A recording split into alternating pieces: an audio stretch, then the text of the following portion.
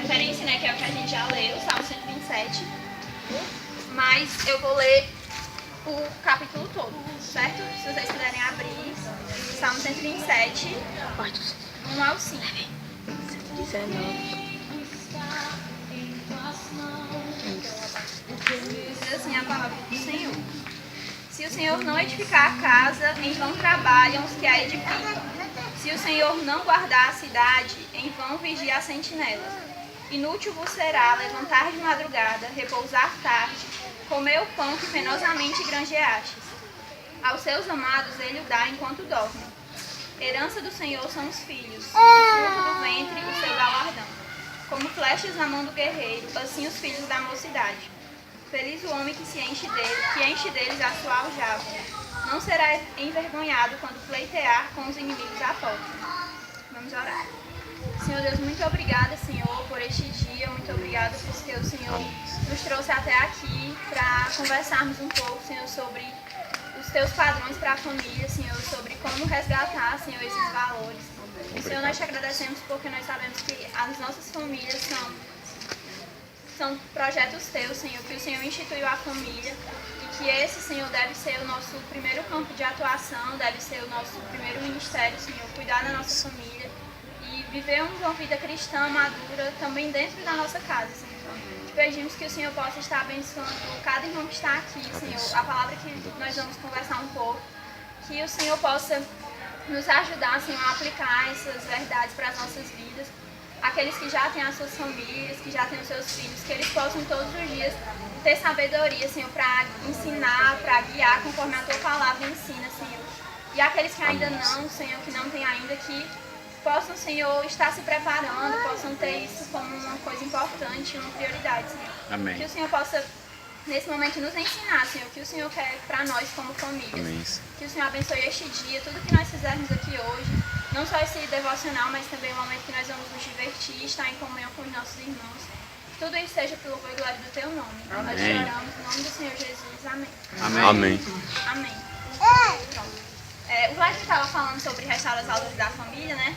E aí, quando ele me disse o tema, eu lembrei logo disso que ele falou aqui no começo, né? Sobre como muitas coisas estão mudando na família. Se a gente parar para pensar, né? O que eu vejo as minhas crianças assim, da igreja fazendo hoje são muitas coisas diferentes do que eu fazia quando eu era dessa idade, né? E eu acho que dentro da família a gente também pode perceber isso, assim, os pais veem que os seus filhos têm costumes diferentes e têm brincadeiras diferentes e muitas coisas mudam sempre.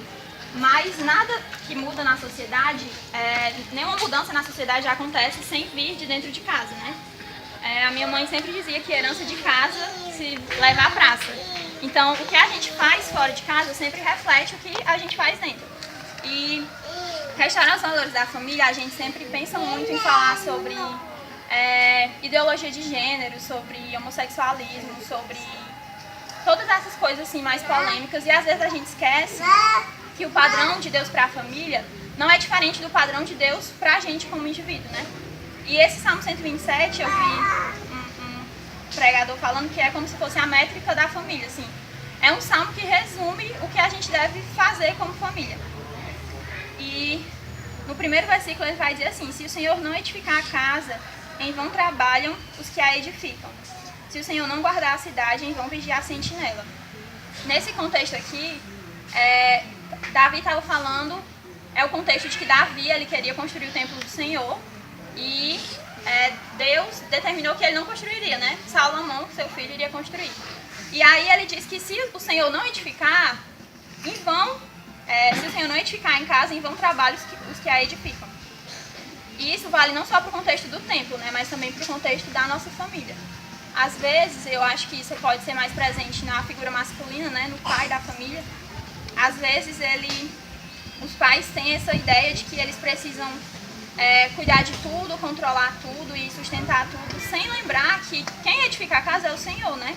E no outro versículo, no 2, ele vai dizer: inútil vos será levantar de madrugada, repousar à tarde, comer o pão que penosamente granjeaste. Aos seus amados ele dá enquanto dorme. E eu tenho refletido muito sobre isso, né? Sobre descanso, sobre como é difícil pra gente descansar de verdade no Senhor. Porque A gente acha que a gente só precisa descansar quando tem uma situação que a gente não consegue controlar e a gente entrega nas mãos do Senhor porque a gente é obrigado, né? Não tem como resolver e aí a gente, agora o Senhor resolve e eu vou descansar. Mas Deus nos convida a descansar nele em todos os momentos, né? Inclusive em situações que a gente acha que a gente pode fazer do nosso jeito. E isso é um tema que tem me despertado muito, a questão do descanso. E ele vai falar aqui que o pão é penosamente granjeado, né? Que às vezes a gente está tão preocupado em prover para a nossa família segurança, prover alimento, prover tudo que a família precisa, que a gente faz aquilo com tanto cansaço, a gente faz aquilo com tanto pesar, que se torna um trabalho penoso mesmo. E não é errado, de maneira nenhuma. Davi aqui ele não está condenando a diligência no trabalho, dizendo que é errado trabalhar, é errado se esforçar para prover uma boa qualidade de vida para a sua família. Mas ele diz aqui que aos seus amados o Senhor dá enquanto dormem. E lá em Mateus 6 ele vai dizer também que se a gente deve buscar em primeiro lugar o reino do Senhor e as outras coisas serão acrescentadas, né? Elas serão dadas. A gente vai receber se a gente priorizar o que é importante. E para o contexto de família, o padrão do Senhor é o mesmo que para o contexto individual. É viver uma vida de busca em primeiro lugar o reino do Senhor, de uma vida de devoção, uma vida de estudo da palavra. É uma coisa que eu não vejo mais tão frequentemente quanto antigamente ser falada, assim. A importância, por exemplo, do culto doméstico, dos pais ensinarem os seus filhos. No começo do ano, na reunião do culto infantil, a gente falou sobre isso. Lá em Êxodo, quando Moisés vai explicar sobre a Páscoa, né, que eles devem pintar a porta com o sangue do cordeiro e que eles devem gravar essa lei nas portas e em vários locais. Ele diz assim, que os seus filhos eles vão perguntar e quando eles perguntarem, vocês vão saber explicar. E hoje, se as crianças elas perguntam é porque elas estão vendo. Então é mais ou menos o que o Vladimir estava falando antes, né? Se você como pai, como mãe, tem uma vida devotada ao Senhor, uma vida de compromisso, seus filhos vão ter curiosidade sobre isso. Eles vão querer saber, e isso é uma forma de você ensinar a eles, né? Às vezes, os pais, e eu vejo isso assim, eu ainda não sou mãe, né? Então, mas eu vejo isso como alguém que recebe as crianças na igreja. Muitas vezes os pais acham que o ensino da criança vai ser só na igreja. Então, domingo tem a hora de ir pro culto, para a escola bíblica. Às vezes se torna assim uma coisa chata, que a criança é obrigada a ir. Mas durante a semana em casa ela não recebe nenhum ensino. Ela não recebe nenhuma instrução, não existe um momento do culto doméstico. E isso não é o padrão do Senhor. Às vezes você acha que a sua família está seguindo o padrão do Senhor porque você ensina para os seus filhos que é errado o homossexualismo, que é errado a ideologia de gênero, mas você não está se importando em estabelecer esse padrão aqui, de mostrar para o seu filho que você se importa em trabalhar, em fornecer uma boa qualidade de vida, mas você sabe que o Senhor vai dar enquanto você dorme, que aquilo ali não é pelo seu esforço, né? Romanos 8:32, se vocês abrirem.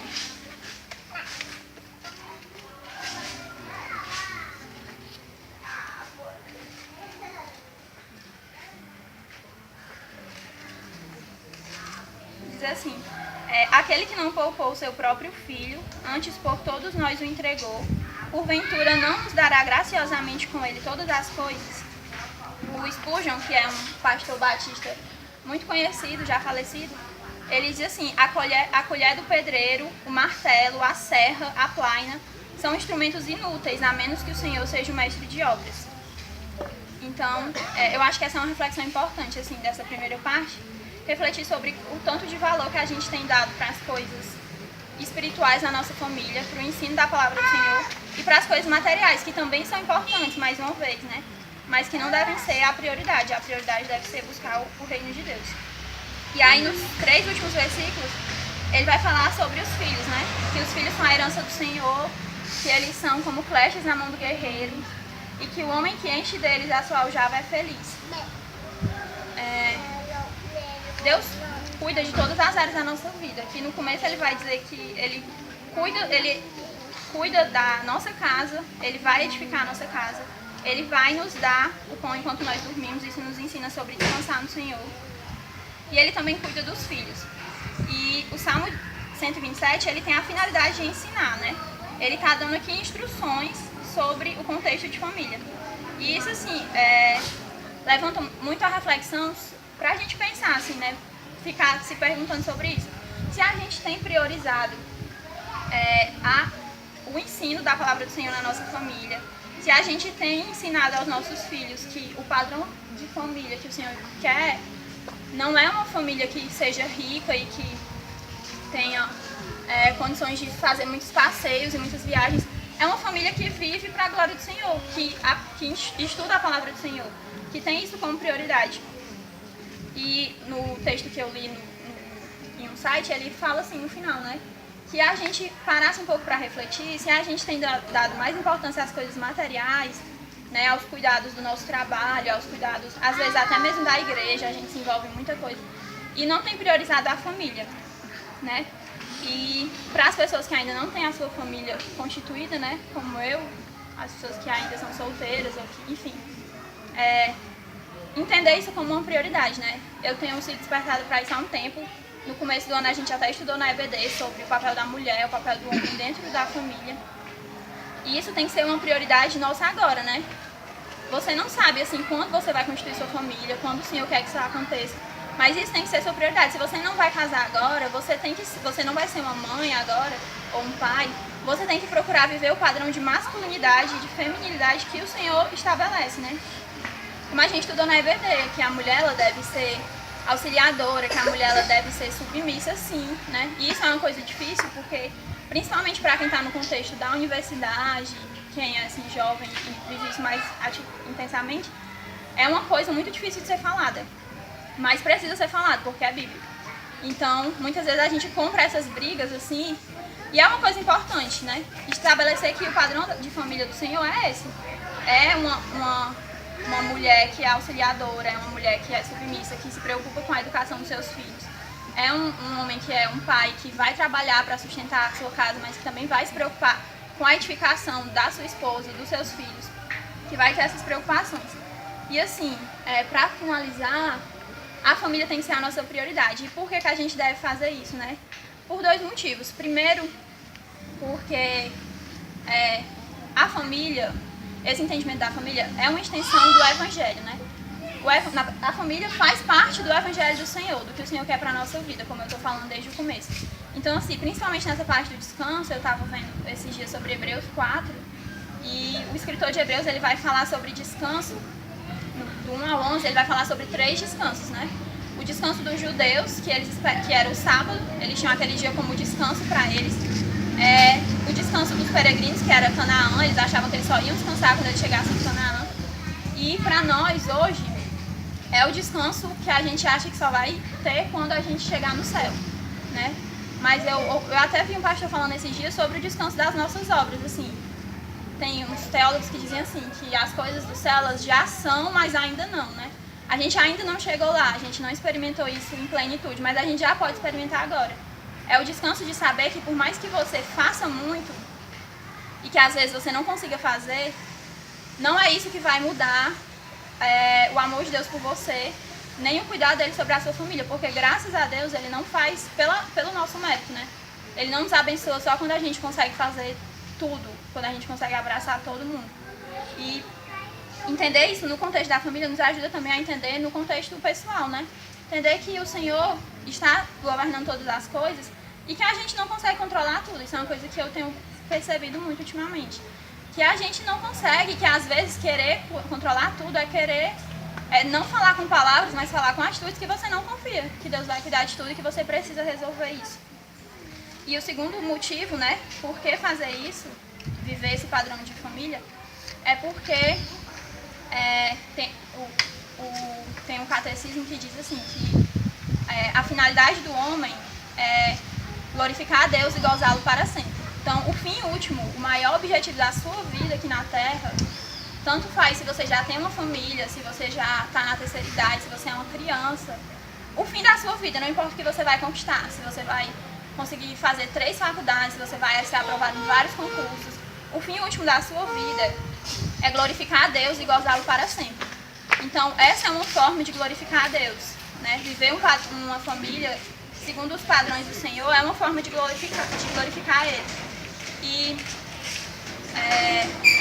o John Piper, que é um pregador muito conhecido, ele diz assim, a frase assim, máxima do ministério dele é que Deus é mais glorificado em nós quando nós somos mais satisfeitos nele, quando nós encontramos mais alegria no Senhor. Então, que essas verdades, elas não tragam pra gente um peso, né? Mas uma alegria de saber que a gente pode descansar no Senhor e estar satisfeito nele, sabendo que tudo que a gente precisa, a gente vai receber do Senhor, que Ele vai suprir todas as nossas necessidades e que nele a gente encontra plenitude de alegria. E quanto mais feliz a gente for nele, mais Ele vai ser glorificado. E glorificar Ele é o alvo da nossa vida, né?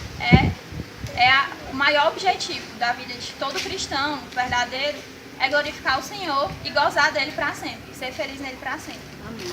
Então, assim, que essas palavras possam ficar, a gente possa meditar nisso, assim, por mais tempo, né?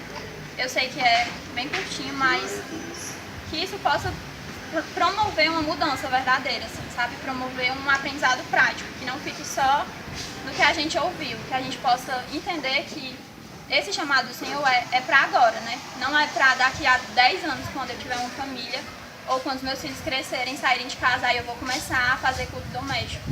Não, é agora, né? O Senhor está chamando isso agora. Então, que a gente possa procurar viver uma vida que glorificar o Senhor em todas as áreas, né? Principalmente na família, porque, como eu falei no começo, é o nosso primeiro campo de atuação missionária, é o nosso primeiro ministério. O Senhor constituiu a família no início da Bíblia, Deus já constituiu a família.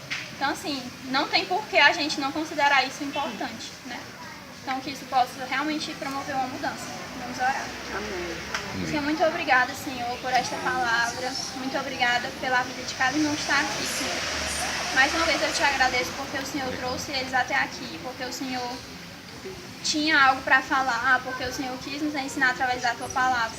Obrigado, Senhor, porque essa palavra falou primeiro a mim, Senhor, me ensinou muita coisa, tem me ensinado. E que também possa, Senhor, ensinar aos meus irmãos. Que eles possam entender, Senhor, que esse padrão de família, esse padrão de vida cristã deve ser vivido hoje. E que o Senhor possa abençoar esta igreja, Senhor, os visitantes que estão aqui. Que esse entendimento possa promover uma mudança prática, Senhor, que a gente possa ver as nossas famílias vivendo para a Tua glória, Senhor. Que o Teu nome seja glorificado através de nós, Senhor.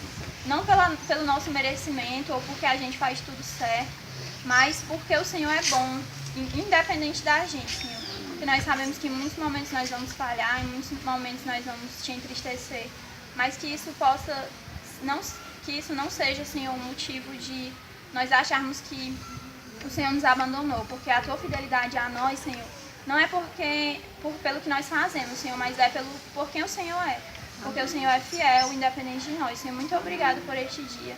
Muito obrigado por todas as coisas que o Senhor tem feito. O Senhor tem sido muito bom.